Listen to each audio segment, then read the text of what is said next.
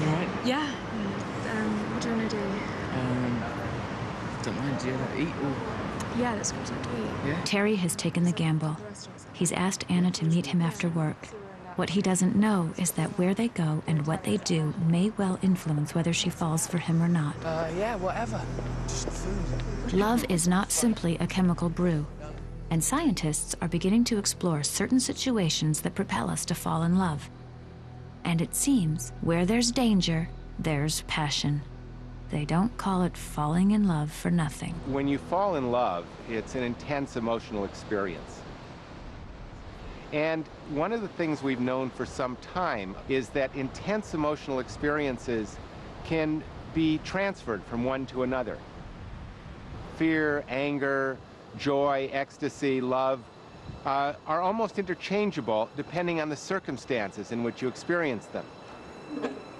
A high-suspension bridge on a windy day is just the place to put Art Aaron's theory to the test, that danger can provoke passion. We had an attractive young woman stand on this scary bridge, and every time a young man would walk across by himself, she would stop him and say, "Excuse me." I'm doing an experiment for my psychology class on the effects of exposure to scenic attractions on creative expression.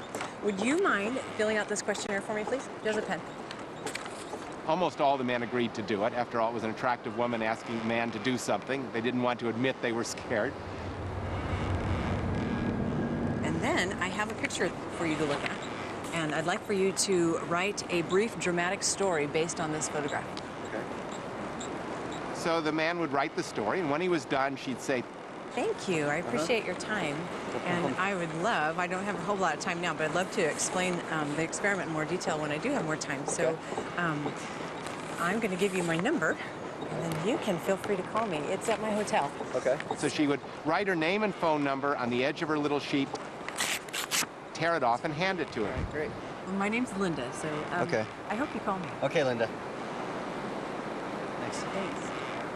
She stopped 20 men on the scary bridge, and then she stopped another 20 men on another bridge that was a big, heavy, safe bridge, not very scary at all. I am doing a project for my psychology class on the effects of exposure to scenic Of the attractions. men who met her on the scary bridge, Please fill out this many sheet. more phoned her that night than the ones who met her on the safe bridge.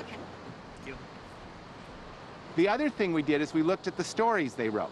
Far more romantic and sexual content when they met a woman on the scary bridge She's embarrassed because her boyfriend wants to marry her. than when they met the very same woman on the safe bridge. I think this woman is a little embarrassed about something that's really not that important at all.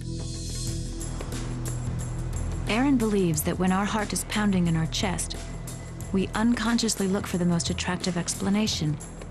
And if an attractive person of the right sex is standing by, then we're happy to assume we've fallen in love.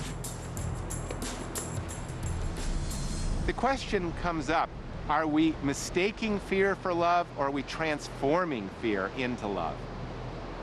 I would probably say you could look at it either way. Transforming or mistaking, it's a real desire when it happens.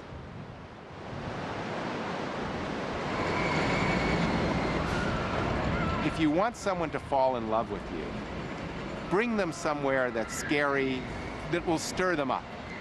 Roller coasters are not ridden by accident on first dates. Scary movies are a great place to go together.